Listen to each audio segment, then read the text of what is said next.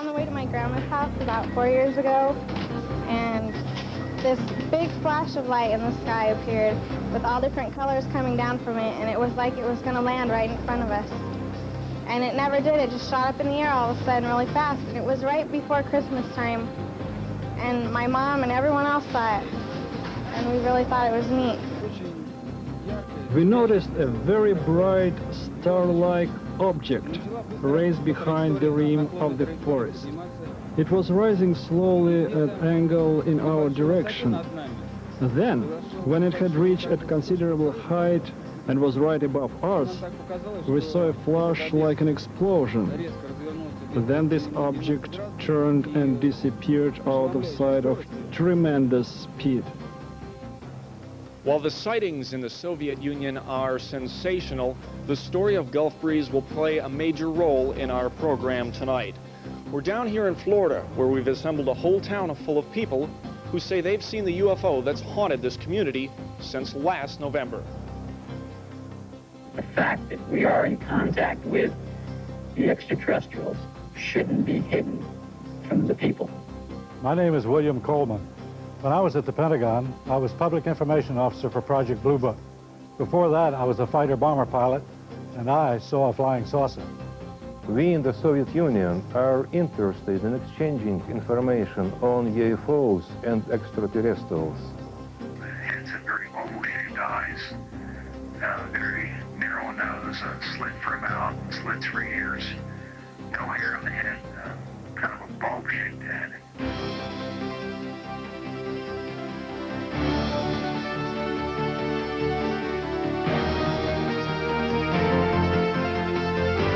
Tonight, for the first time in history, men and women from all over the world come together via satellite to share their experiences about unidentified flying objects.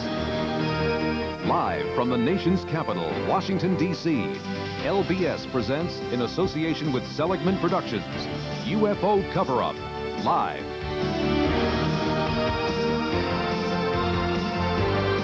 Please welcome the distinguished actor-producer, our host, Mike Farrell. Good evening. What do a colonel in the United States Air Force, a waiter in the Soviet Union, a teacher in California, and a former United States president have in common? Well, they all claim to have witnessed unidentified flying objects in the skies. What we're dealing with tonight is a subject of universal interest. Whatever your view, in the next 2 hours you'll hear claims and counterclaims. You'll hear some astounding, perhaps disturbing things which, if true, could have far-reaching implications in our lives. As is so often the case in complex questions, it comes down to our assessment of the credibility of the individual. So in this show, you can take part by giving your opinion as to that credibility. You'll also have the opportunity to report your own experience. Do saucers and ETs exist? Does your government know about them? If so, are they covering it up? Why? Well, let's find out more. UFO Cover-Up is sponsored in part by Quaker 100% natural cereal. Everything else is just cornflakes. By AT&T, the right choice.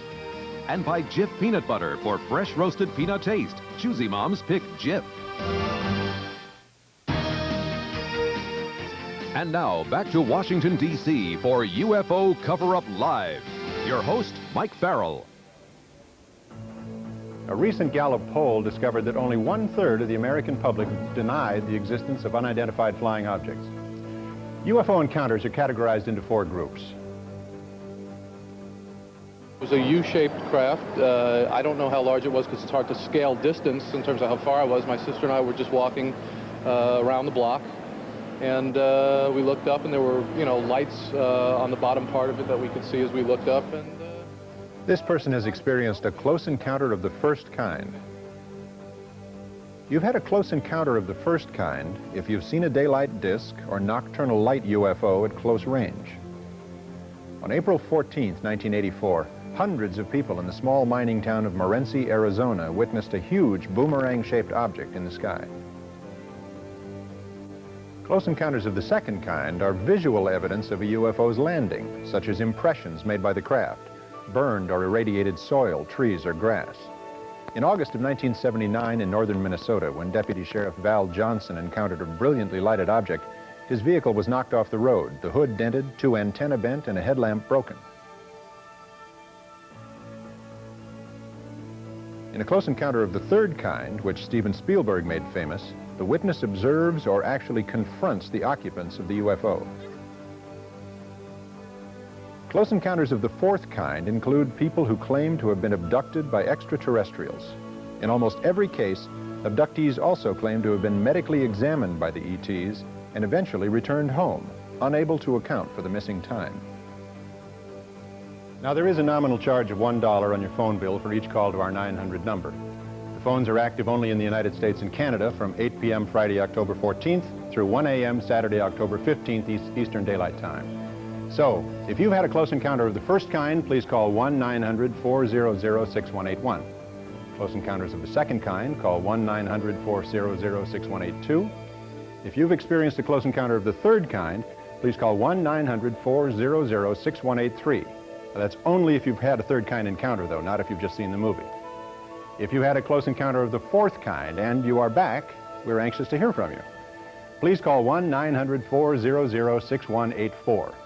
Finally, if you have never had an encounter with an unidentified flying object, please call 1-900-400-6185.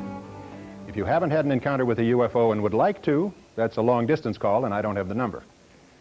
Tonight, some of the world's leading UFO experts are joining us here in Washington, D.C.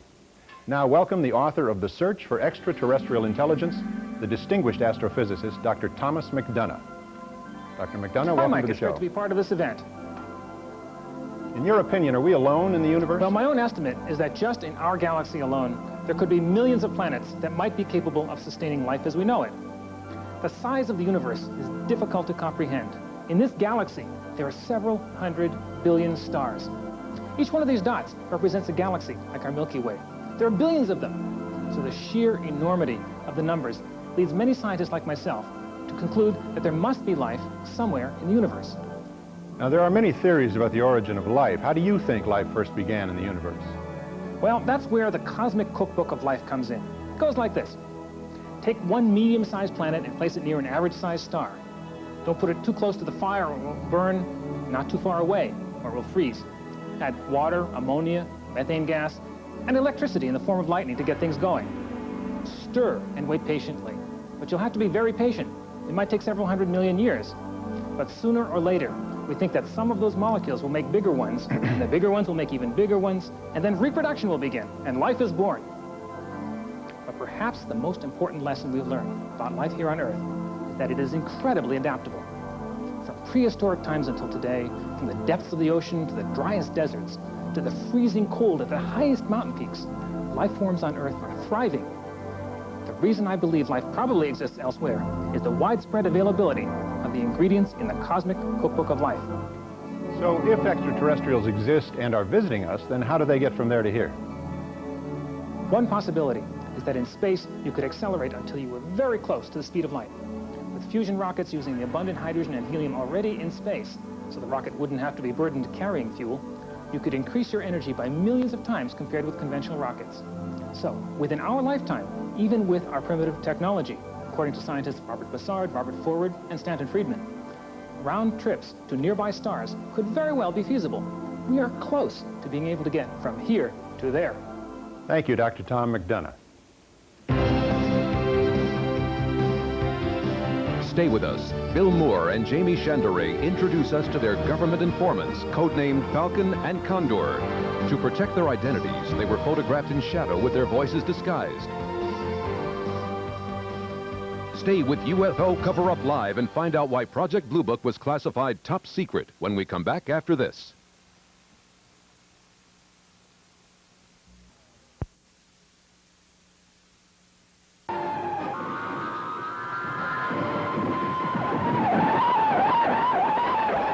Once again, live from Washington, D.C., your host, Mike Farrell.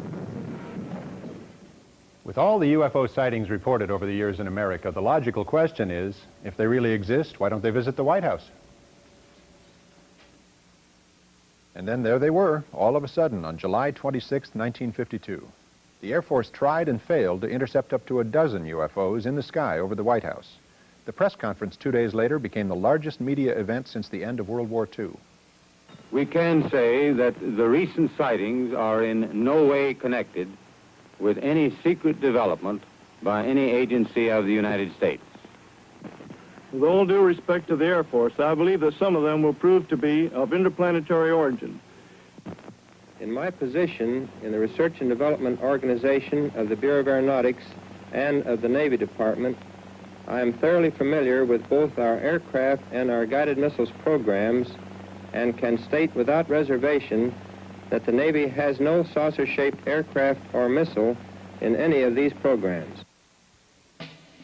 Headlines around the country aroused so much attention that the Air Force formed an official investigative unit, Project Blue Book. With me now are two retired Air Force colonels who were actively involved in that inquiry. Colonel Robert Friend, who headed up Project Blue Book for 5 years, and Colonel William Coleman, a former Air Force squadron commander who was Pentagon spokesman and chief of public information for the Air Force. Colonel Friend, Colonel Coleman, welcome.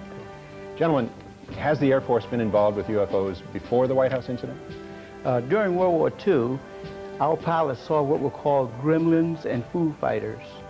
These were fireballs that appeared to fly along with our aircraft. We were concerned that these so-called Foo Fighters or fireballs might be foreign weapons that could threaten our national security. And did the Air Force ever try to chase a UFO? Yes, in fact, in 1948, one of our pilots crashed in pursuit of a UFO. The story made headlines all over the world. As I understand it, that crash added emphasis to the conclusion that UFOs were extraterrestrial visitors. That's true, but the Air Force rejected the conclusion on the grounds of insufficient evidence. Even the name of the project was changed from Sign to Grudge during that period to preclude this unhealthy association. However, by the time Blue Book got involved, we started running into trouble. Hearings and inquiries regarding the way in which we were performing UFO investigations, in every instance, the Congress of the United States concurred in the way in which we conducted these projects. However, we were not disappointed with the 1969 decision to discontinue Project Blue Book. Out of the 12,000 reported UFO sightings, only 700 remain unexplained. Of that remainder, 100 of them really worried us. Why was that?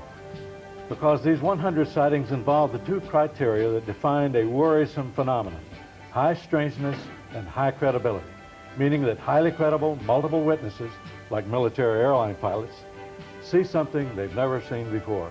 Have either of you ever seen a UFO? Yes, it was 1955, and I was a squadron commander at the time. We were flying a B-25 over Alabama when we spotted a strange silvery object some 25,000 feet above us, heading in the same direction. Since we were overtaking it, I changed course and eventually got within 1/8 of a mile of it, literally right on top of the thing. So you must have gotten a fairly good look at it. We certainly did. The whole crew. It was wingless, a disc some 70 feet in diameter, 15 feet thick at the center, your average run-of-the-mill flying saucer. Well, what happened then? It performed an astonishing maneuver. 1 second it was there, the next it was gone. But we chased it and caught sight of it again. It was skimming over a farmer's field, kicking up vortexes of red dust as it flew. We closed in on it from behind the trees, but it vanished. Did you make a report of this incident? We all wrote up reports. I was later debriefed by an intelligence officer, and years later when I was on Project Blue Book, I tried to find my report. It was not in the files. Not in the files.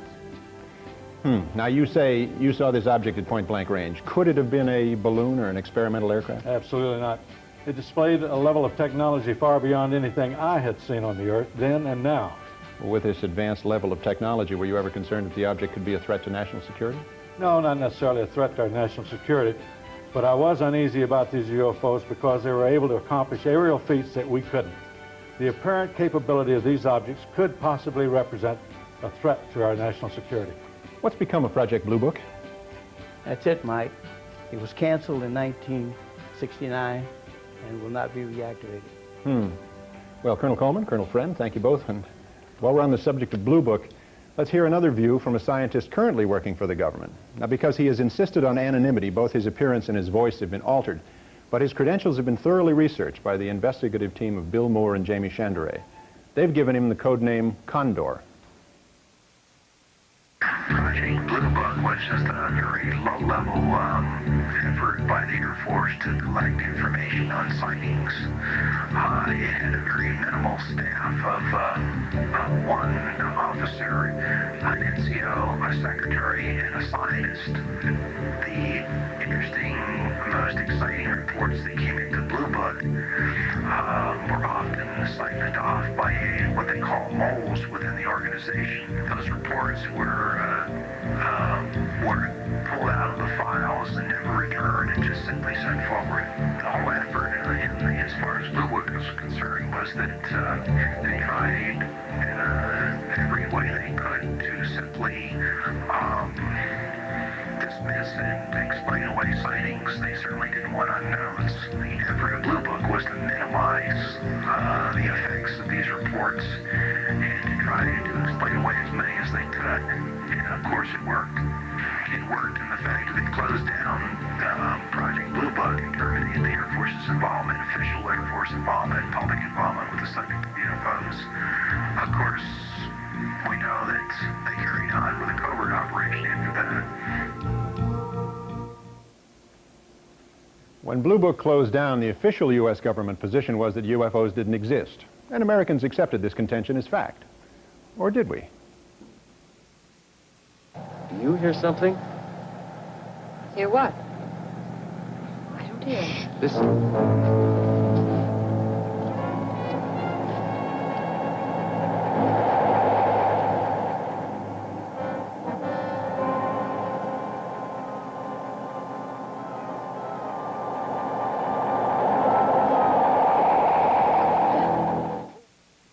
Subsequent reports were discredited, relegated to the tabloids at the supermarket checkout counter.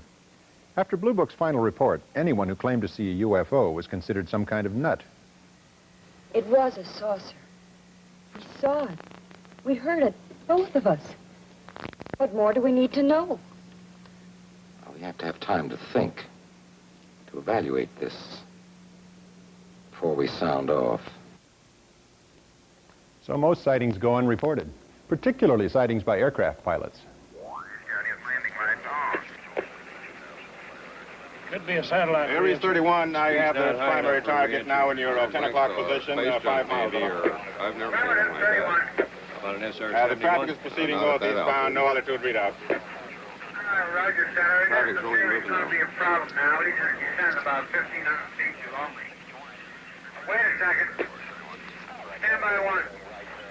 Okay, Senator. Aries 31, the traffic is turned. He's heading right for my windshield.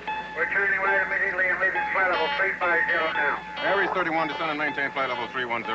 Break, Allegheny 444, turn right 30 degrees. Get on the order of the 45th recon wing. See what the hell they could be testing up there. An Aries jet descending to maintain This is Indianapolis Center. Do you have any test operations at restricted area 2508?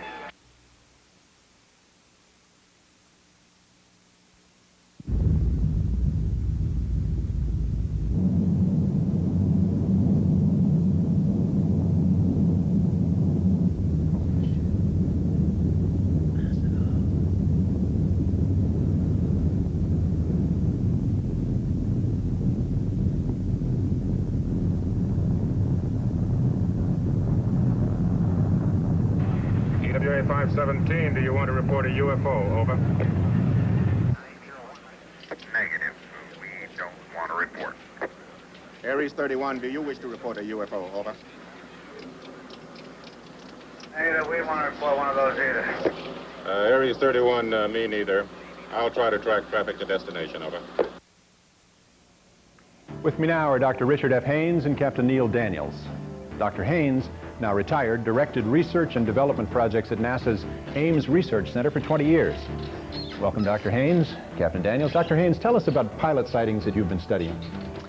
Well, Mike, I've dealt with over 3,000 pilot cases from all over the world, including some very skeptical pilots, I might add, who have since seen a UFO and completely changed their minds and risked their reputations. Why do you limit your research to pilots? Well, because pilots are very reliable and credible witnesses. Their jobs and their lives of their passengers depend on them. They must be aware of what's going on in the skies around them. Unfortunately, most of them ask for anonymity. Really, why is that? Well, I think it's because of fear of ridicule, or worse, fear of losing their jobs. I mean, no airline wants to be promoted with the slogan, "Fly us and see a UFO." Might increase business.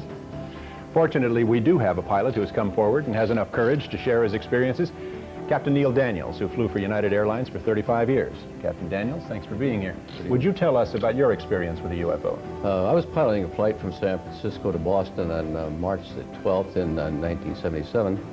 And at an altitude of 37,000 feet, I became aware of a blinding, bright white light out to the left of the DC-10.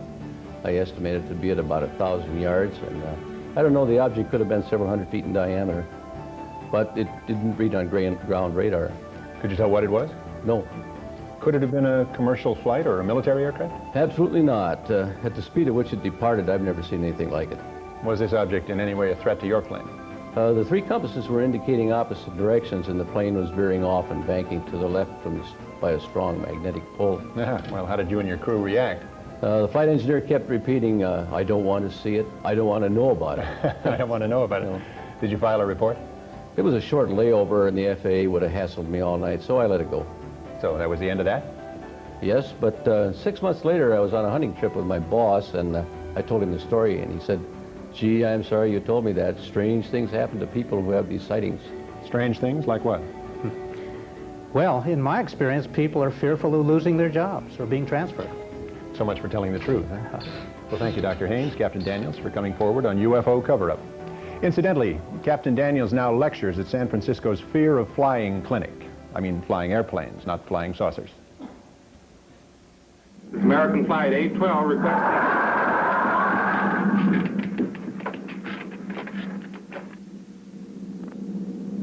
Holy mackerel. Burbank Tower to American Flight 812. Are you in trouble? Trouble? Take a look for yourself.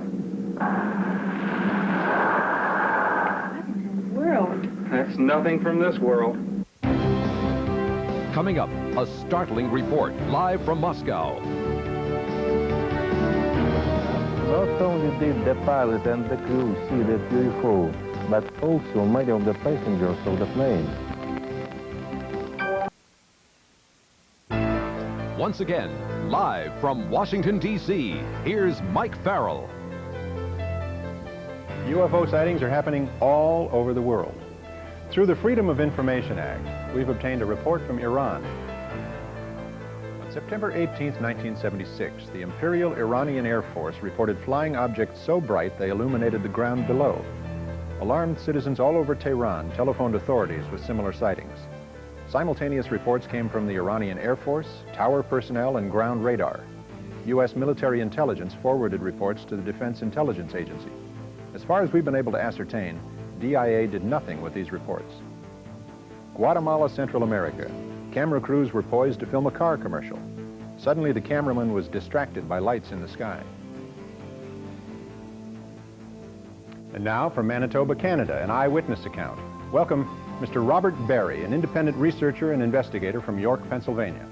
Bob, tell us about the sighting near Winnipeg, Manitoba.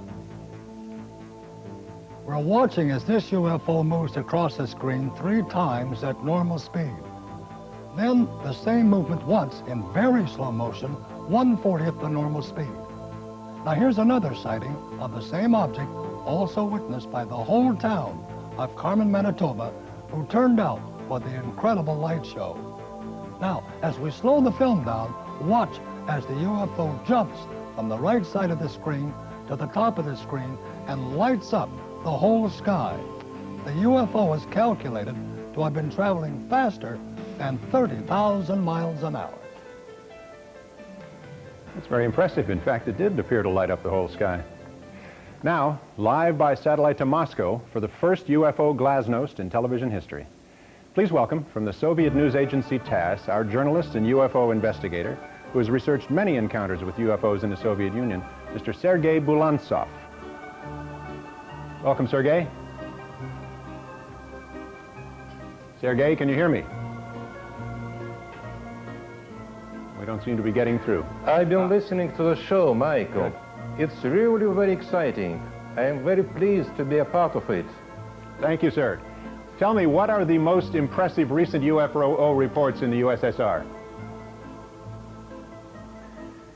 In 1984, a Tupolev aircraft flying from Tbilisi to Tallinn encountered a UFO at 4:10 a.m.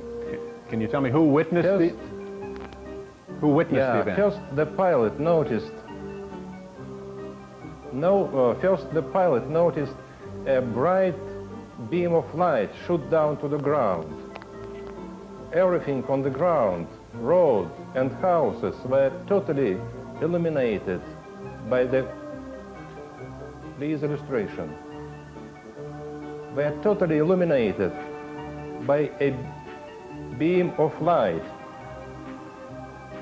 The beam of light was redirected onto the airplane, and the crew saw a blinding white point of light surrounded by concentric colored circles.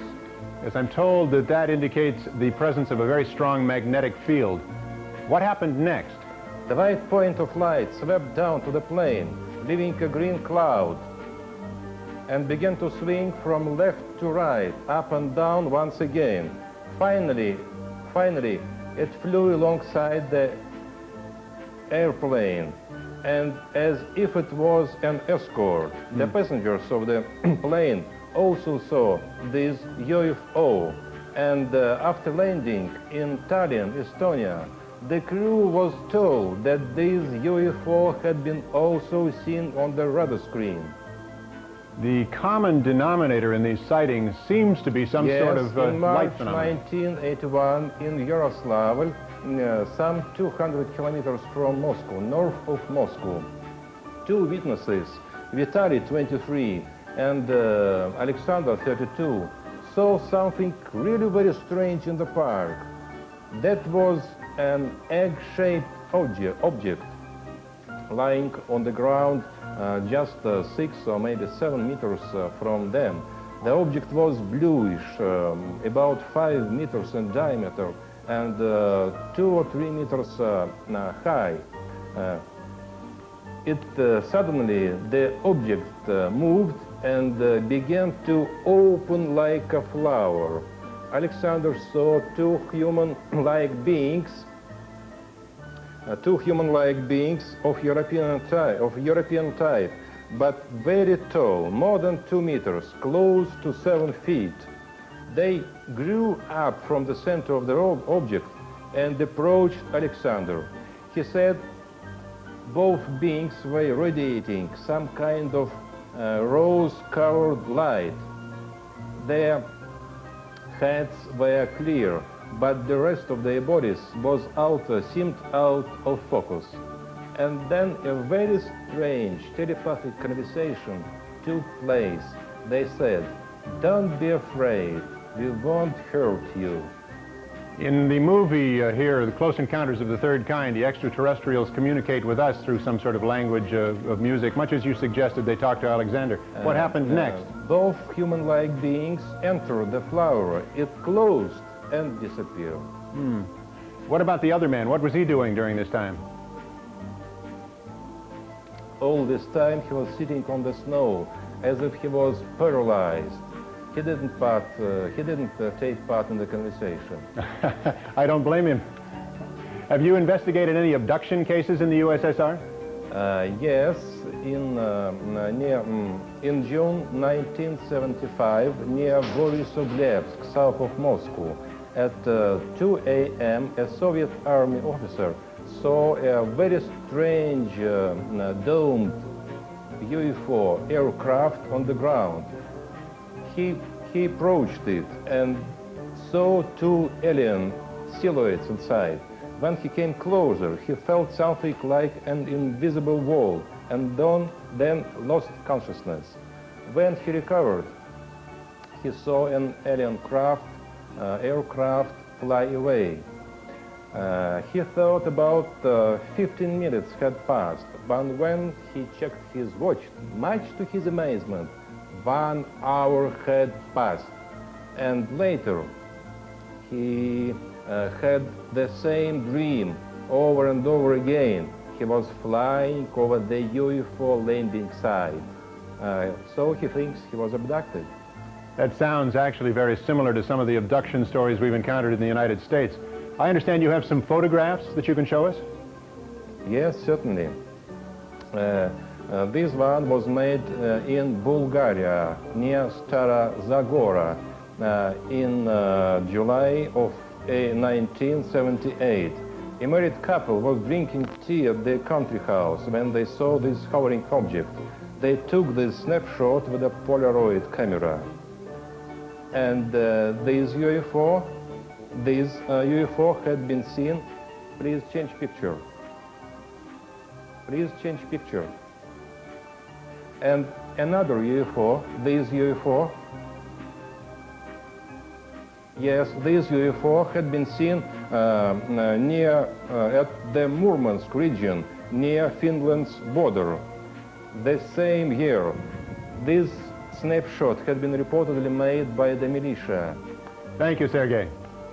Joining us now is Leonard Nikishin, Science Secretary excuse me, of the Working Group Extraterrestrial Intelligence in the USSR Academy of Sciences.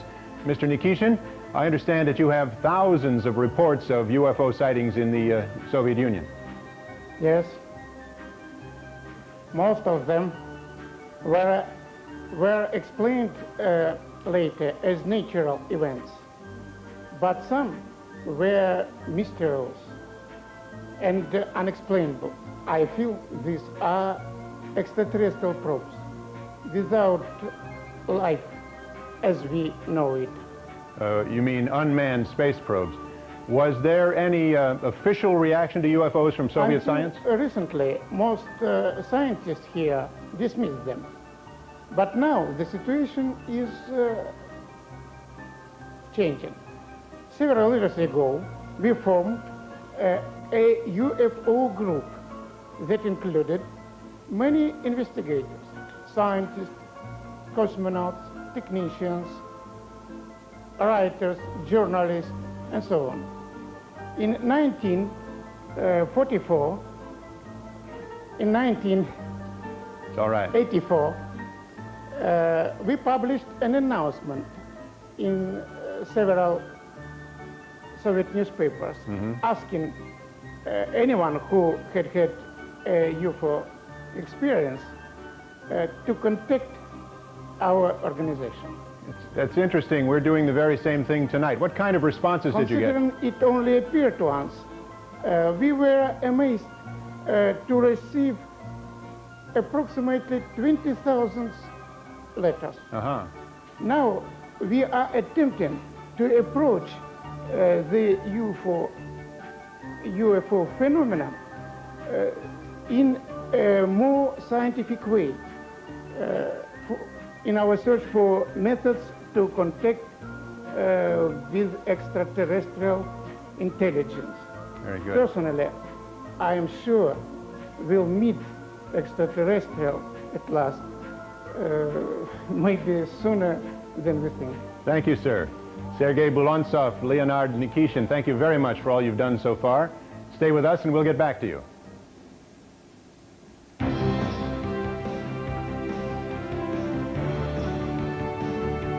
Here's a reminder. Tonight, you can share your UFO experience with the rest of the world.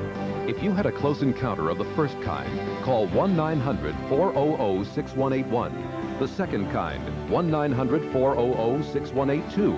The third kind, 1-900-400-6183. The fourth kind, 1-900-400-6184. And if you never experienced a close encounter and want to tell us, call 1-900-400-6185. If you feel, based on the evidence being presented tonight, that a congressional investigation of UFOs is warranted, telephone 1-900-400-6186. But if you feel a congressional investigation is unwarranted, call 1-900-400-6187. Next, two people who have survived a close encounter with a UFO but suffered dire consequences. Stay with us.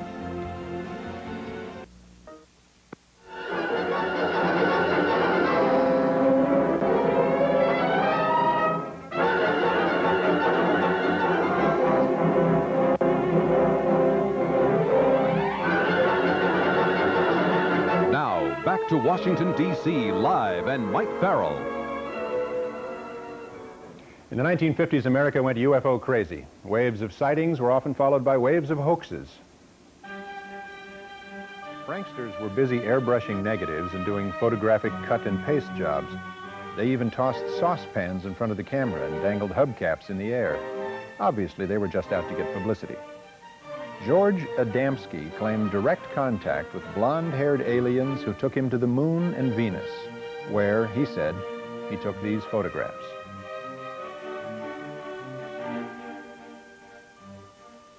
Then came the Barker incident at a small airfield in West Virginia, where this film footage was shot.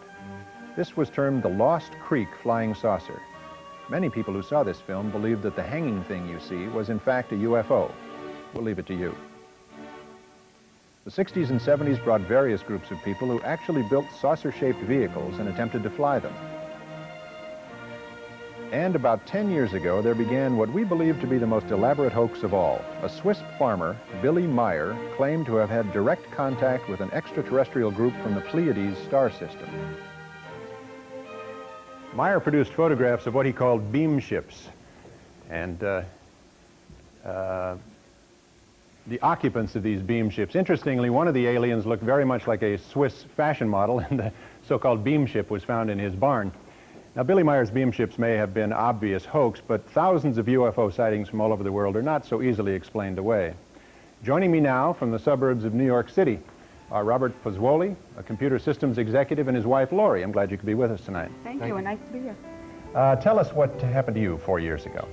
Local residents around our town of Brewster, New York, reported seeing UFOs.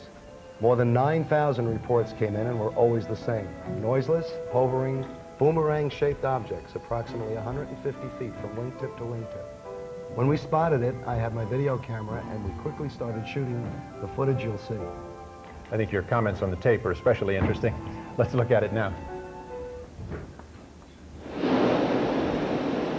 Oh, good God. What do you think? I don't know. About when? I'm going to tell you something, honey. I don't know what the hell it is.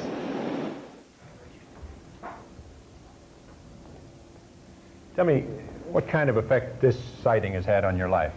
Wow, we've become very popular. Well, that's certainly not bad, is it? No. Bob and Lori Pozzuoli, thank you very much for joining us tonight. Thank you. Now, from the piney woods of East Texas on December 23rd, 1980, comes a bizarre close encounter of the second kind experienced by our next guests, Betty Cash and Vicki Landrum. Betty, Vicki, thank you for making the trip here tonight. Welcome to our show. Tell me, what happened to you that night? It was a very cold night. Vicki and I and her grandson were coming back from playing bingo. Suddenly, little Colby noticed a bright light in the sky above the pine trees. A tremendous amount of heat was coming from this diamond-shaped thing. Fire was coming out of the bottom of it. When it moved, it made a swishing sound, and there was a beeping the entire time, a deafening beeping that I still hear in my mind at night. All three of us got out of the car, but Toby and I got right back in. I just stood there terrified for about 10 minutes. The object lit up the surrounding pine woods like it was daylight. I was burning, my skin was burning. Well, you must have been terrified. How long did the craft hover over you? Oh, about 20 minutes. Fire was coming out of the bottom like a blowtorch. It lifted up and then flew over the trees. That was when we saw the helicopters come out. The helicopters? Colby County, 23 of them. And I understand, in fact, you later identified them as CH-47 Chinook military helicopters. Yes, it seems that they were trying to escort the craft somewhere. It looked like they were about to collide. The roar sounded like a tornado. When we got home, I washed Colby off and put him to bed. When the water touched his skin, he cried out like he had been burned, as if he had been in the sun too long. And I was too sick to work the next day. My eyes swelled closed and welts appeared on my face and head. I thought I was going to die. Vicki came and took me to the emergency room of the hospital. They treated me like a burn patient. Over the next few days, I kept losing big patches of skin on my face, and about half of my hair fell out. They kept me in the hospital over a month with no improvement. It seems to me it takes remarkable inner strength to survive an ordeal like that. How are you doing now? I have cancer. I was operated on in March 1983, and the doctors could not say if they got it all. Now, some days I'm okay, other days are terrible. Has the government ever expressed a willingness to take responsibility for this thing? No, and I'm mad as hell, and disappointed with the government of our United States. Well, I don't blame you, Miss Cash. And Ms. Landrum, thank you for joining us in Washington. I think you two are extraordinarily courageous ladies. Thank Now, you. we'd like you to, thank you. We'd like you to see this exclusive videotape of a man we know only as Falcon. We asked him what the truth was concerning your case. The Cash Landrum incident, the craft that was observed was a alien craft piloted by military aircraft pilots. Although they had been trained and were somewhat familiar with the craft, they found that the aircraft did not respond to certain controls. They radioed that they thought the craft was going to crash. Standard procedures for the military in a situation where an aircraft was going to crash, the military would send up search and rescue helicopters. The helicopters were following the craft. The craft experienced severe problems. It was thought that the craft was going to crash. However, this craft did not crash. Here are two hypotheses. One, the UFO Betty Cash and Vicki Landrum saw was actually an aircraft developed by the United States government. Another possibility suggested by Falcon is that it was a craft given our government by extraterrestrials. Stand by for first-hand reports of abduction, close encounters of the fourth kind. Stay with UFO Cover-Up Live.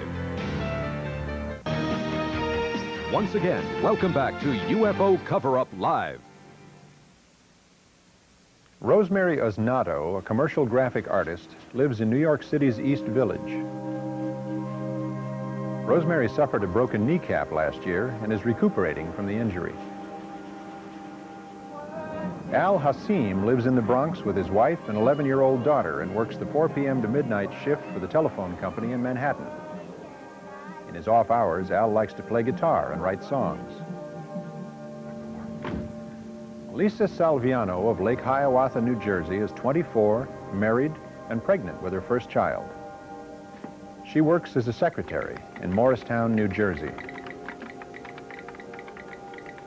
These three ordinary individuals, unrelated to one another, share one extraordinary experience. With the guidance of a psychiatrist, Dr. Rima Lebo, they have been able to relive deeply buried memories that will astonish you. Under hypnosis, the subjects are put into a relaxed state in which they can recall these disturbing memories. And once regressed, they relive the experience in real time, often very emotionally, moment by moment. They re-experience what they went through the first time, though it may have taken place months or even years earlier. Now, please watch as we replay portions of their hypnosis session now. I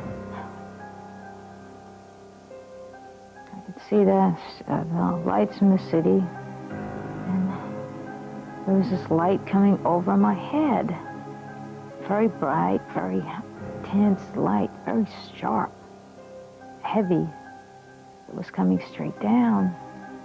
Kept looking to see what was on the roof. I'm trying to see what it is, and I can't see what it is. What's preventing you from seeing it? Because it's so bright, I can't look through the brightness to see what it is. I was woken up. I was sleeping. And I woke up. There's somebody outside my window.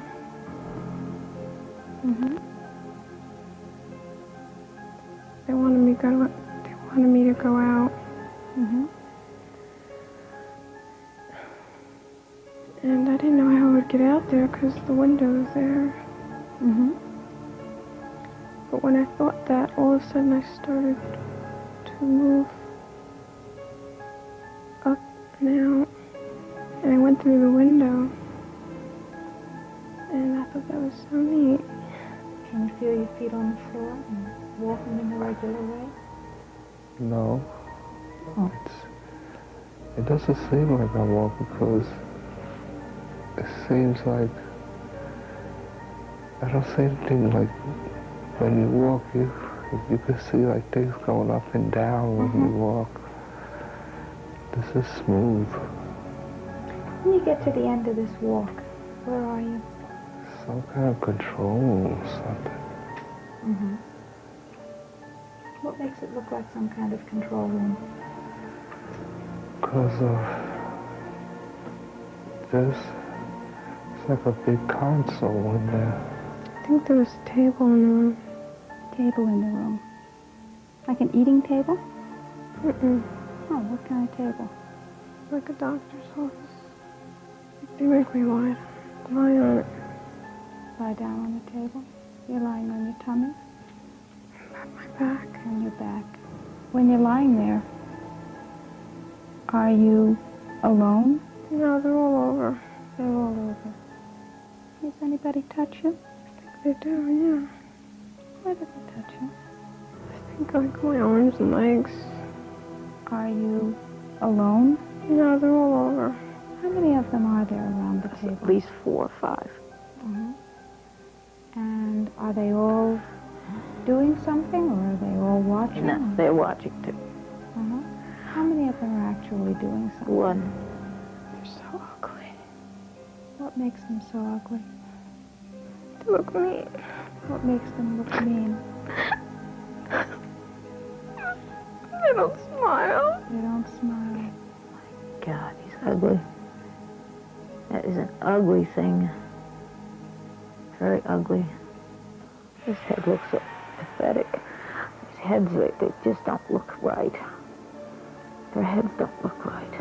They look distorted and very sickly. Mm-hmm. The skull looks pointed in the front and larger in the back. He looks like a big insect. What makes him look like a big insect? The shape of his head. Tell me about the shape of his head. Looks like a football. Their eyes are very black, Mm-hmm. slanted, and sort of wrinkled around the edges, around the eyes, are sort of like lizard eyes in a way. Big black eyes. Big black eyes. Did they have pupils?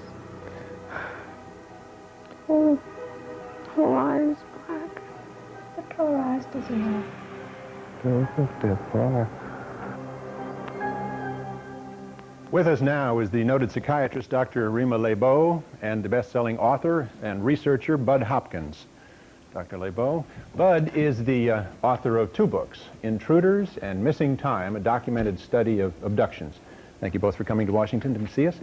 Dr. Lebeau, you've done studies of UFO abductees who have been hypnotically regressed. Can you tell us about it? Psychiatrists are trained to recognize emotional trauma and to treat it, not to evaluate whether aliens exist. Many of these patients are sensitive, sane people who have in common only the belief that they've been abducted, and they're frightened by what happened to them. They don't want fame, money, or publicity, only relief from hidden, painful memories. Now, skeptics question the use of hypnosis. However, careful examination of the material shows its usefulness in these traumatic situations. They also say that abduction reports are the products of overly rich fantasy lives. If that were the case, the report should be as diverse as people's dreams. Instead, we find striking similarities in accounts from all kinds of people, from all walks of life. Post-traumatic stress disorder does not occur unless there has been external trauma, like that some Vietnam vets and assault victims or rape victims experience. But many abductees show the serious and disabling effects of helplessness and violation. With proper treatment, these symptoms can be relieved. Bud Hopkins, must everyone who claims to have been abducted be hypnotized? Absolutely not necessarily at all. In about 25% of the cases, there is no memory loss at all. In the other 75%, the loss of memory seems to have happened because their abductors put them in something like a hypnotic trance state. I see. So a counter trance is helpful to get them to remember the abduction experience. But what makes reports of abduction believable? Essentially the commonalities of these accounts, a cluster of similar recollections in cases that I've had from all over the world, all the continents of the world. And I've studied hundreds of cases. People notice a period of missing time which they cannot explain. There's a lot of fear and terror, sometimes about a remembered place. There are strange lights that they describe in a similar way. The descriptions of the craft's interior, the craft's occupants are described in extraordinarily similar ways. They also describe the medical procedures that occur in very, very much the same way. And the most interesting thing, and sad thing of all perhaps, is that these abductors are not interested in communicating with our minds, but they're interested in the physical state of our bodies. Thank you, Bud Hopkins and Dr. Rima Lebeau. We'll be back live from Washington, D.C. with a shocking UFO encounter reported over 40 years ago and the government cover-up that followed. All coming up next on UFO Cover-Up.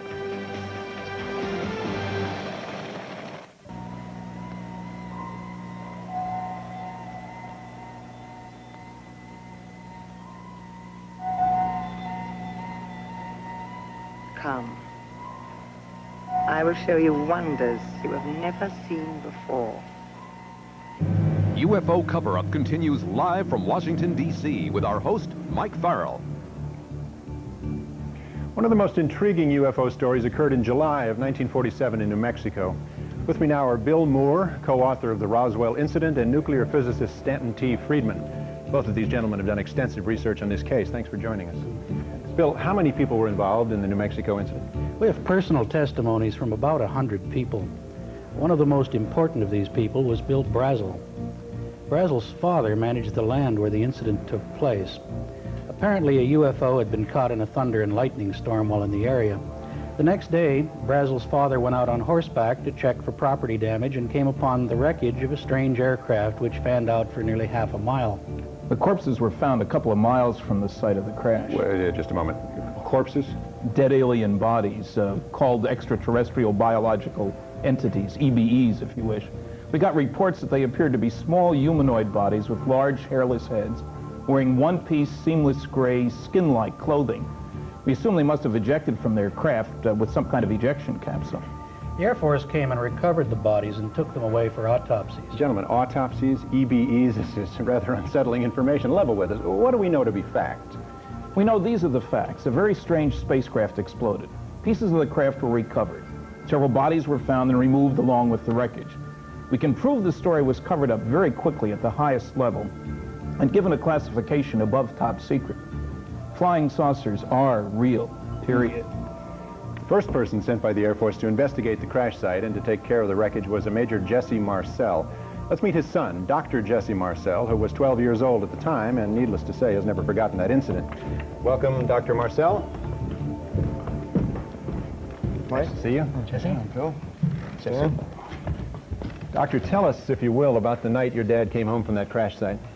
Well, my father came home with his car loaded with debris after investigating the crash site.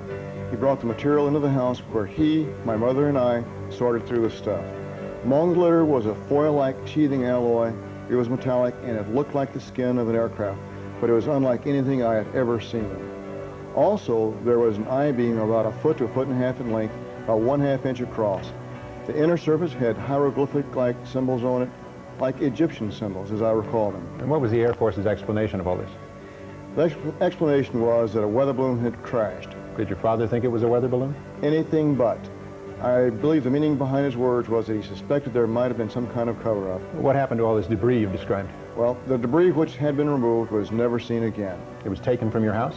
To Carswell Air Force Base in Fort Worth, Texas. Now, Dr. Marcel, you've examined the material firsthand. You've had a long time to think about it. What is your assessment of the Roswell incident? I held the material in my hand. It was not from this Earth or this universe, or in this universe. That's what I think. We're not alone. Thank you, gentlemen. Okay. Now, if this story is true, then we have to rethink the government's role in the history of UFOs. The government, in fact, may have had the answer in their hands over 40 years ago. The United States Air Force has played a major role in America's attitude toward unidentified flying objects. Here's another account of how the Air Force dealt with such phenomena.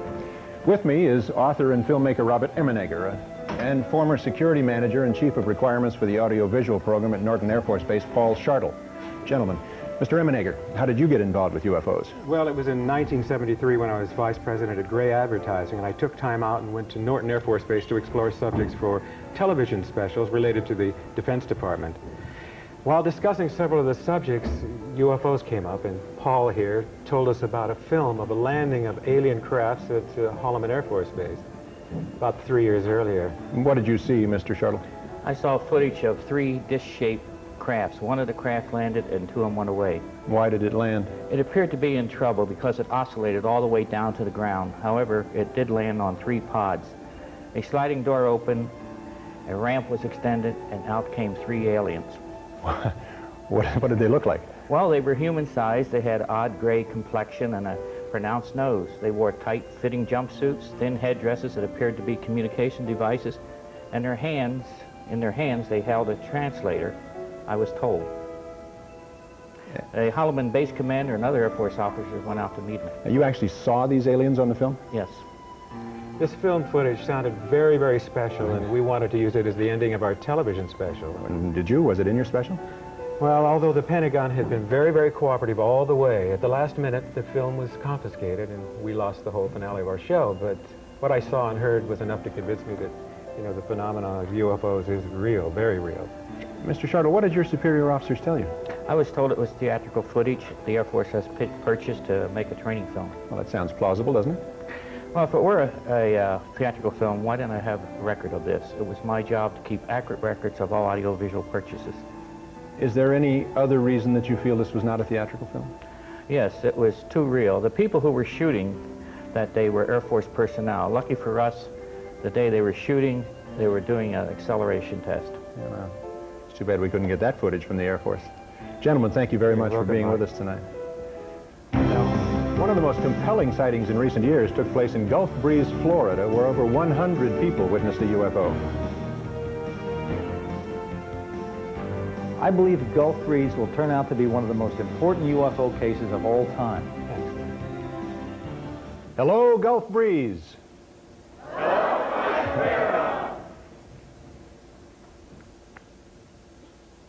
Next, a live first-hand report of amazing sightings on the Gulf Coast of Florida. UFO Cover-Up, sponsored in part by New Cheese Ritz Bits, tiny Ritz crackers with a taste of real cheddar. By Advil in tablets or caplets, Advil Advanced Medicine for Pain. And by new Maximum Strength Pepto-Bismol, twice the medicine, twice the Pepto. Now, back to Mike Farrell and UFO Cover-Up live from Washington, D.C. Something is happening in Gulf Breeze, Florida. Rod Serling himself couldn't have come up with a stranger sequence of events. Gulf Breeze is a beautiful, affluent community of 6,000 on a peninsula near Pensacola, Florida. It is here, on a quiet residential street, that a person known to us only as Ed spotted a strange object floating above his house. November 11th, 1987. Ed snapped 5 photographs that day and changed his life forever. Over the next 7 months, he saw the object several times, shooting another 36 pictures with 3 different cameras. Witnesses include his wife and kids, family, friends, neighbors, and even city officials. 2 other people allegedly photographed the same object. Could it be a secret military device? Gulf Breeze is literally surrounded by military bases, but the public information officers disclaim official knowledge of any UFO. Now here's Ed's photograph of a UFO. Notice the strong blue beam that Ed claims first paralyzed him, then levitated him and dropped him. Clumsy aliens? This is the most famous of Ed's photographs, which he took weeks later through the windshield of his truck. The UFO hovers just 3 feet off the ground, its beam reflecting off the asphalt. Ed says he was partially paralyzed again, but escaped this time. This is Ed's home video, shot as he crouched in the bushes near his home. The UFO retraces its path, rotating as it travels through the same airspace. Notice how it goes behind the trees, in and out, reversing direction and coming back. Now, Ed is a respected family man, runs a successful business, and has shunned all publicity and declined to be on our show. What about it, Gulf Breeze? Is there really something going on down there, or is it all an elaborate hoax? Dwayne Cook is editor of the Gulf Breeze Sentinel. Donald Ware is a UFO investigator who claims to know of 153 first-hand witnesses who have seen the object. Jerry Brown is the chief of police in Gulf Breeze. Don, you're an ex-Air Force officer who's firmly convinced something extraterrestrial has been appearing in the skies above Gulf Breeze. What convinced you? Mike, one couple had 22 encounters, including 18 separate photographic sessions in a 5.5-month period. And many independent witnesses, highly credible, also reported seeing the same objects that were photographed. All right. 4 people reported seeing the aliens 6 reported blue beams coming from the UFO, and 10 have reported periods of missing time. Okay, how about you, Chief Brown? I take it you're not convinced. No, sir, I'm not. We are have one of the busiest airspaces in the country, and not to say that all these people here are lying, not telling the truth. I firmly believe they are seeing something, because at any time or any place there's different lights, different things that you can see. Mm-hmm. What I don't believe is the things the local papers and the TV media has put out of a flying saucer with beings from another planet. I just simply don't believe that, Mike. Okay, Dwayne, I guess you could say that you're the fellow responsible for stirring this up. Your paper has faithfully supported Ed's story, much to the consternation of many of your neighbors. Well, I guess you could say we have stirred it up, Mike, but I really can't say I'm aware of any too much consternation. Most of Gulf Breeze really believes Ed's photographs and his story. Mm-hmm. Just like they believe the 100+ other witnesses that have seen it, most of which are here tonight. Reporter Mark Curtis in Pensacola has followed the saga of the Gulf Breeze UFO from the very beginning. What were your initial thoughts? Mike, I was amazed at the detail and clarity of these photographs, but I was very skeptical. So we brought in some photographic experts to look at them, and none have been able to tell that these pictures are fakes. Also, Ed has taken 2 lie detector tests and passed them both. Aside from the picture, though, this is the story of the witnesses and the people. Charlie Summerby and his wife Doris saw this object last November. Charlie, if you could tell us what you saw. Well, it was right after sunset over East Bay. We saw this circular object. It was bluish-gray in color and with light shining out through portholes. And the really amazing thing was there was no sound. Jesse and Alice Bertram, please join us. Jesse is a youngster here. He was playing with a friend last December. Tell us what you saw. We were climbing a tree and we saw a blackish white object and it was moving. Then it disappeared. We ran behind the Gulf Breeze Elementary School and then we saw it moving again, then it disappeared. Mrs. Bertram, what did you do? Did you believe these youngsters when they told you this? No, I didn't. I'm a skeptic anyway, but I had them sit down at different ends of the table and draw what they saw, and the pictures were identical and they matched what were in the newspaper. One of the most interesting sightings came from Jeff Thompson. Jeff, if you join us and tell us what you saw in the morning during the daylight on November 11th. It was November 11th at 8:10 in the morning. A UFO came within 400 feet of me at treetop level. I noticed 2 military jets were following it about 2 air miles. The UFO shot up at a 45-degree angle and waited for the jets to approach a little closer, and then in an instant it just shot straight up. What happened to the jets, and are you sure they're military jets? Yeah, they're military jets, I believe out of Eglin, because around here we just have the red and white Navy training jets, and they just, the military jets just kind of curved over the bay and went on back towards Eglin. This may just be the tip of the iceberg. How many people in this room tonight have seen a UFO? Raise your hands, please. Wow. There you have it, Washington. Okay, well, you keep watching Gulf Breeze because you'll find this next thing interesting. UFO Cover-Up worked closely with 2 of the nation's leading experts in photographic analysis in an attempt to shed some light on the photographs taken by the man called Ed. Dr. Robert Nathan has been with the Jet Propulsion Laboratory for 16 years. During that time, he's exposed many UFO photos as hoaxes. Our staff gave Dr. Nathan several of the negatives in the hope that his advanced techniques in computer enhancement would shed some light on the controversy. I'm not too comfortable with the Gulf Breeze photographs. I feel that many of these images are double exposure photographs. The craft in many of these images seems to be a different focus, that they're either more sharply focused or fuzzier than the surrounding background objects.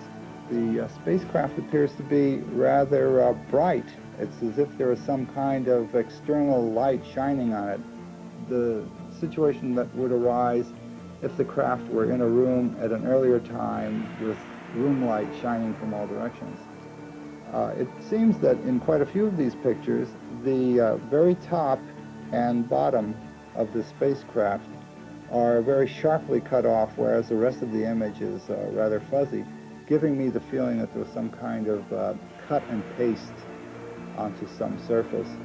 It appears that with every photograph where this object appears, that it's against a relatively uniformly dark background, the kind that you need for double exposure. When you add 2 images together, you get the intensities added, and even though the portholes, if that's what they are, appear rather dark, they're never darker than the background sky. I've been chasing these UFO sightings for over 30 years. I would have liked to have said differently, but I'm afraid the Gulf Breeze photographs just don't check out. Thank you, Dr. Nathan. Now, to make things perfectly clear, a man who takes a completely different view is Dr. Bruce Maccabee, an optical physicist working for the U.S. Navy who has explained many UFO photos in the past. Dr. Maccabee, you've spent hundreds of hours studying these images, and you've come to the conclusion that there's no hoax involved in this case. Is that correct? Yes, Mike. Dr. Nathan has studied only a few of the photographs. I, on the other hand, have analyzed all the photographic evidence, which includes stereo photos that allowed me to calculate the distance and size of the UFO. I've also analyzed the videotape. I have asked myself, if the photographic evidence were a hoax, how was it done? I have considered many methods for creating trick photos. Each method can leave a characteristic flaw within a photo. And I have searched for such flaws. For example, I have looked above each UFO to see if there is a fine line indicating it was suspended by a string. I have looked below each image to see if there is any indication it was resting on a table or post. I have looked for reflections in glass, double exposures, and photographic montages. I have found that none of these methods had been used. Therefore, after many, many hours of analysis, I have found nothing in the photos which could refute the sighting reports. My opinion is that the photos are genuine and these crafts are not from here, unless there's some race other than the human race operating them. Thank you, Dr. Maccabee, for your analysis. Well, you've seen the evidence and heard some conflicting opinions. What do you? Next, what is MJ-12? And another live report on UFOs from Moscow. From the seat of our government, Washington, D.C., UFO Cover-Up Live. Earlier in the show, we met Bill Moore. Joining us now is Jamie Chanderet, a television producer and director. Both began regular contacts with government agents regarding UFOs 6 years ago and amassed an enormous quantity of information about the government's UFO program. Welcome, gentlemen. Bill, tell us how you first got involved. I got a phone call after appearing on a radio show from a man who said, "You're the only person we've heard talk about this subject who seems to know what he's talking about." He convinced me that he was a government intelligence agent and wanted to begin disseminating some information about UFOs to the public. And the man Bill is referring to is Falcon, whom we've seen in shadow to protect his identity. That's right. I didn't think that I could handle it all alone. The volume of material I was getting from Falcon was rather mind-boggling, so I got together with Jamie. And we joined forces in June of 1982, and Falcon told us about MJ-12. MJ-12 functions as a policy-making group relating to extraterrestrial activities and contacts and UFO activities within the United States. They make the policy, obtain presidential approval, and then field activities implement the policies. How did you acquire the MJ-12 documents? Well, they were mailed to me in a plain brown envelope, which contained President Truman's executive order establishing MJ-12 and the briefing document to President-elect Eisenhower, informing him of the 1947 crash in Roswell, New Mexico, and the recovery of alien bodies. Now then, there were follow-up postcards, Ethiopian picture postcards mailed from New Zealand with puzzles and riddles. Right, the puzzles were clues. For example, for a stylish look, shop Suitland. This led us to the National Repository in Suitland, Maryland, where we discovered the existence of top-secret documents and filed a Freedom of Information request, which led us further to the Cutler-Twining document. Now, all of our meetings with Falcon were secret. Now, wait, gentlemen. Riddles, postcards, secret meetings, code words. Didn't you suspect somebody was pulling your leg? Well, we always look for a hoax, but within every clue, there was always some verifiable fact. So you were able to verify MJ-12? Validating MJ-12 was difficult because we couldn't find any government agency that would admit publicly that they were aware of MJ-12's existence. Well, so without validating it, how do you get from there to here? Well, after hundreds of hours of research, we're working with experts trying to validate the documents. But most important, the contacts have grown to include Falcon and 9 other government agents. Now, why do you believe them? Well, because we've been able to meet with them, we've been able to check and verify credentials, and it's clear that they are in secret, need-to-know positions. Falcon's position, for example, gives him access to the MJ-12 infrastructure. Why don't we just hear it in his own words? MJ-12 was a group of people within the government. MJ-12 was created by President Truman in the early 50s. and their job was to investigate, keep track of information pertaining to UFOs. Part of their job was scientific advancements, but their primary purpose was to keep track of the information coming in on UFOs and to analyze the information, both scientifically and in a way that would advance our technology. There are government officials and elected officials that are automatically briefed on the existence of the MJ-12 activities. These officials include the president, the vice president, as elected officials, the director of Central Intelligence, and the director of the National Security Agency. The MJ-12 policy is headquartered at the Naval Observatory in Washington, D.C. The United States Navy has the primary operational responsibilities of field activities relating to the MJ-12 policies. All information gathered in the field, not necessarily by Navy personnel, is transmitted to the Navy for analysis. Other known government agencies feed information to MJ-12 through a top-secret cover project known to us as Project Aquarius. Now, MJ-12 connects to select individuals within the National Security Council, the Joint Chiefs of Staff, the White House Intelligence Unit, the National Security Agency, the Central Intelligence Agency, and the Defense Intelligence Agency. The research is conducted, the data classified and cataloged, all under the umbrella of strictest national security. The MJ-12 table of organization created by Moore and Chanderet purports to give us an understanding of a complex intragovernmental chain of command existing solely to oversee, organize, and administer the data on UFOs and ETs. Gentlemen, thank you very much. Thank you. When we come back, Falcon and Condor's stunning revelations on the existence of extraterrestrial aliens. Stay with us. An astonishing account of alien corpses found in the desert. Next on UFO Cover-Up Live. What Bill Moore and Jamie Chanderet's source, Falcon, told us about aliens will astonish you. LBS Communications and Seligman Productions makes no claim in favor of or against the truth and accuracy of this material. We ask only that you watch and listen and make up your own minds. Now, if you feel a congressional investigation is warranted to get the facts about UFOs out to the American public, please call this 900 number. If you feel an investigation is not necessary, call this number. Bill Moore and Jamie Chanderet have checked and verified Falcon's and Condor's credentials. Peter Leone also met Falcon, and here's his statement. I met with a government intelligence agent with the code name of Falcon in 1983 with Jamie and Bill at the time that I was an executive producer of news for the CBS station in Los Angeles. And at the time, we verified as authentic his credentials.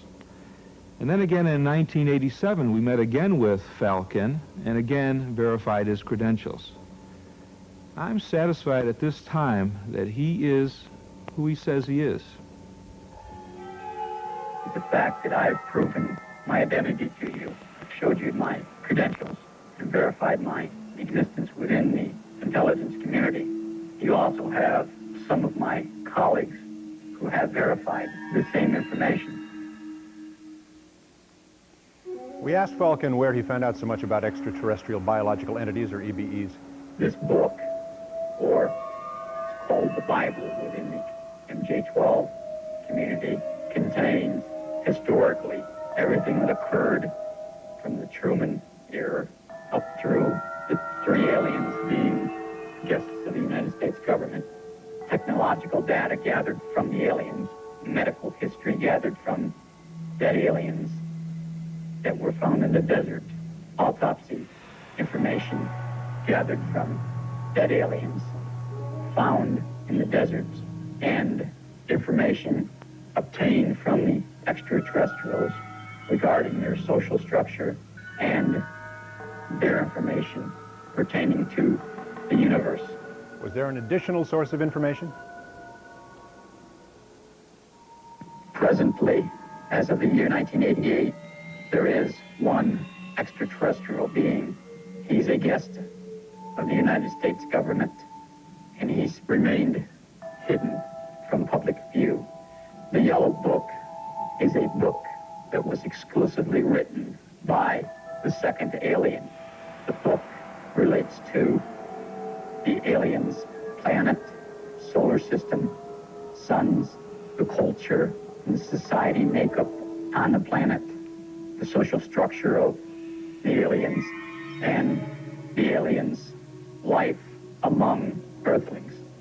What was most intriguing to me in my experience with the aliens is I believe, an octagon-shaped crystal, which when held in the alien's hand and viewed by a second person, displays pictures. These pictures can be of the alien's home planet or pictures of Earth many thousands of years ago. We asked where the EBEs came from. He was in the Zeta Reticuli star group. Now Condor tells us about a deal our government made with the aliens. From what he understands, an agreement signed between our U.S. government and the extraterrestrials. And essentially the agreement says that we won't disclose your existence if you do not interfere in our society. And we allow you to operate from a designated base here in the United States. It's in the state of Nevada in an area called Area 51 or Greenland. The extraterrestrials have complete control of this base, which is located in Nevada. My understanding is that 3 different aliens of the same species have resided within the United States from 1948 or 49 until present day. The first alien was captured in the New Mexican desert after its craft crashed. The alien, which was named Eva by the government, was kept in captivity for 3 years. We learned a great deal of information about the aliens' race, culture, and spacecrafts. The second alien was a part of an exchange program. I don't recall what year that alien visited. The third alien was also part of an exchange program and has been a guest of the United States government since 1982. We asked what they looked like, you know, a run-of-the-mill EB. A creature about 3'4" to 3'8" tall. Their eyes are extremely large, almost insect style.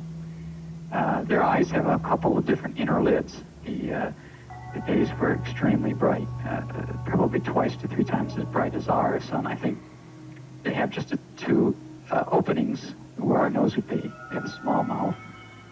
They have no teeth as we know it. They have a hard gum-like area.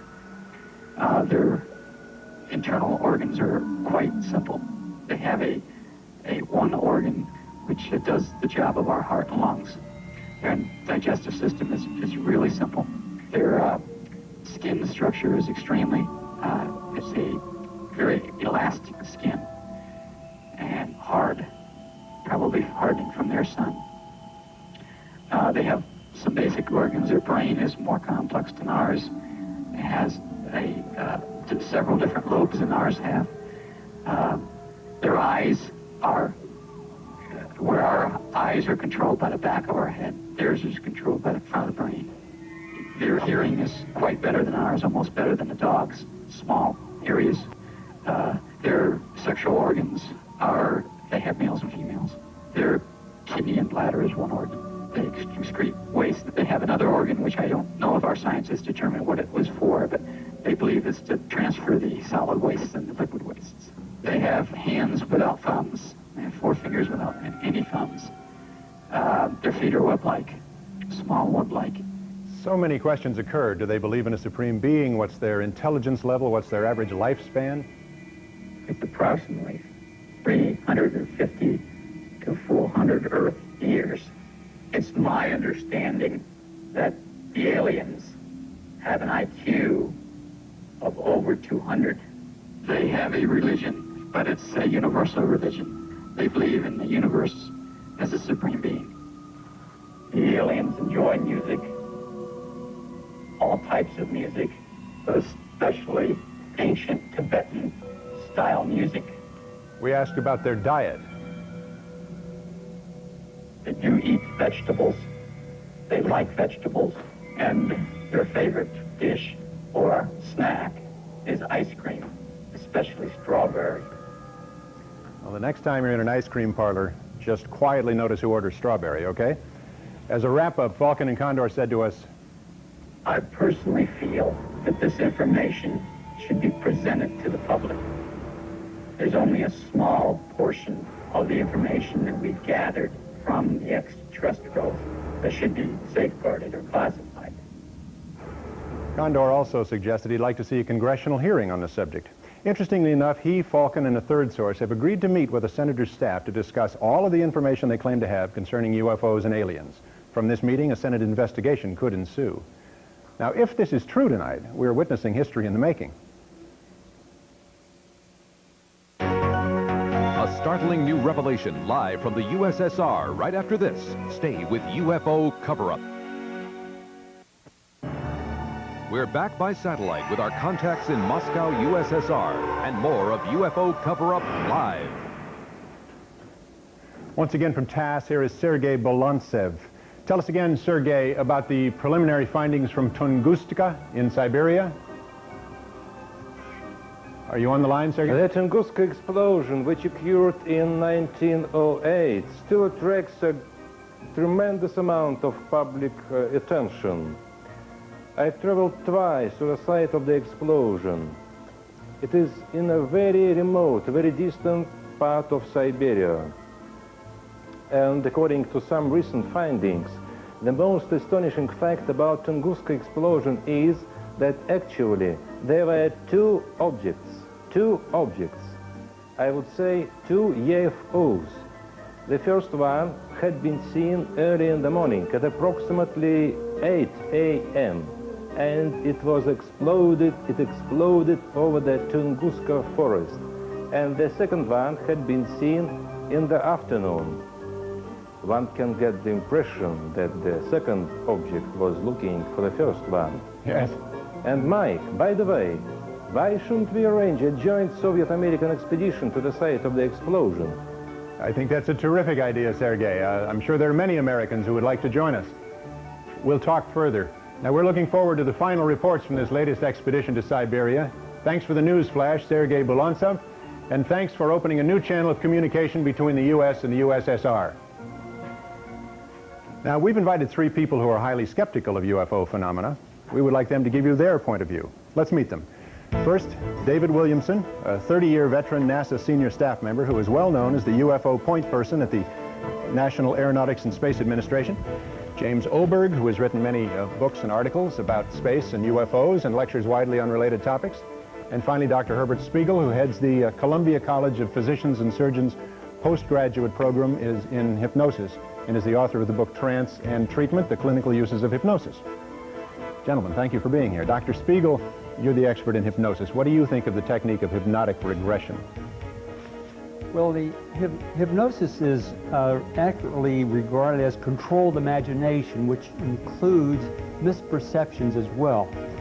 Now, what you can do with hypnosis is to intensify the memories that we have, but that also includes our inner feelings as well as our memories with the original distortions in the first place.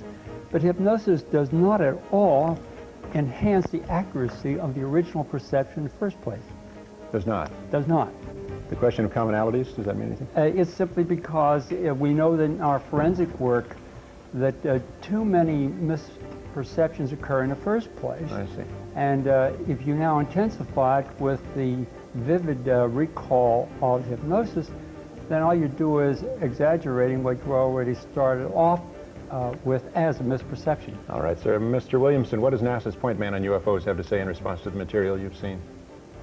Sort of interesting. The official NASA position has been for 11 years that we will analyze legitimate materials physically available to us given us a quick claim so that we can cut it apart and so forth. In those 11 years, we haven't had any physical evidence.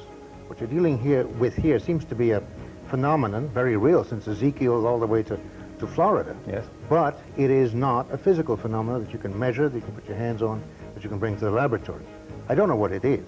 It's obviously real. You can have some hoaxes, quite a lot of hoaxes, as you saw tonight. Yeah. But you also have a lot of people who know that they have felt something, experienced something. We don't know what it is. Keep an open mind and wait for physical evidence is probably the best scientific advice you can get. In the meantime, look for ways to measure this thing.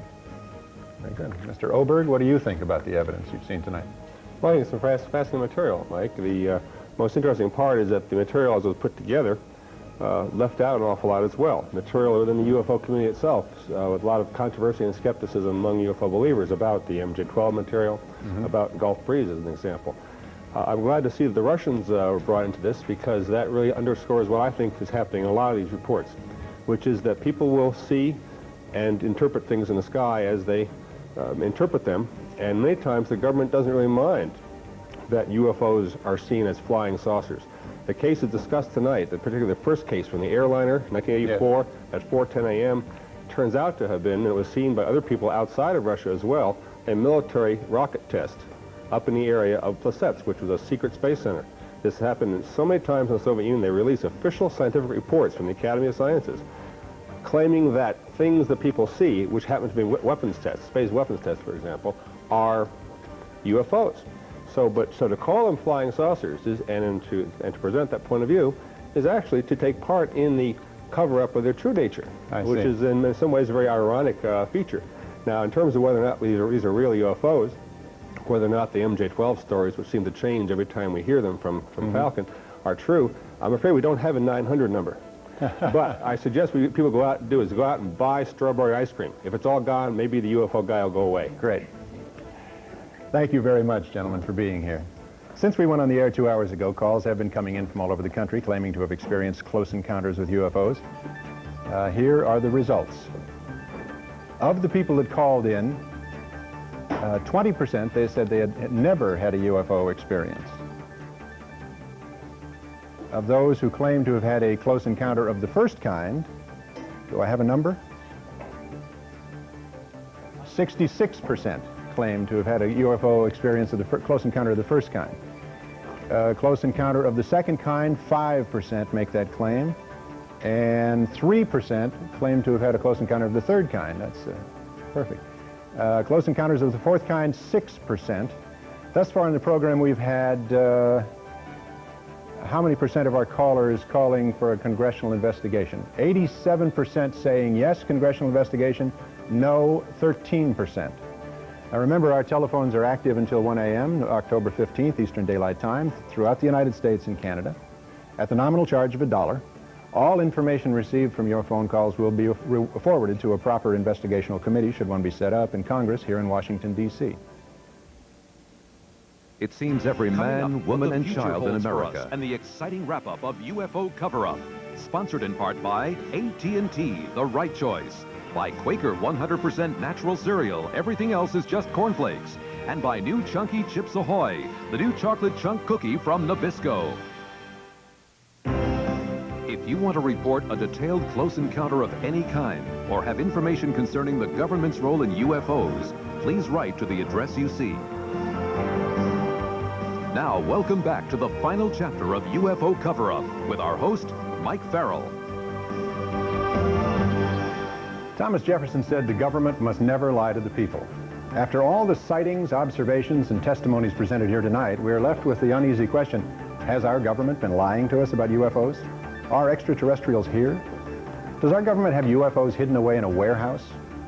Or is it just some sort of misunderstanding? Or perhaps, is it all a hoax? A sci-fi fantasy in the minds of overzealous space fans? Could the government of the United States, the citadel of the free world, have covered up the most significant event of the 20th century? Is that logical? You be the judge. What does our future hold? What technological breakthroughs can we expect? Let's look at the last decade. Computers that filled whole rooms now fit in your shirt pocket. transmitters that once were the size of a bread box are now the size of a bee. Now, let's look at today. Holographic images, CD and optical disc players created by the laser. We can send more information through a single weightless beam like this in 1 second than Edison could send in 5 days through 1,000 tons of copper wire. Suppose someday, instead of pictures, we could transmit the life code that makes you you. Beam your DNA, the personal blueprint of your essence, to some distant star. Scientific reality? No. Speculation. But speculation can work. We speculated on something besides walking. We came up with the car. We speculated about flying. We went to the moon. But this evening, we're speculating about them, the extraterrestrials, not us. Not our technology, but theirs. Perhaps the future holds this promise for us. Perhaps we're not alone. Good night, and thanks for beaming us into your homes.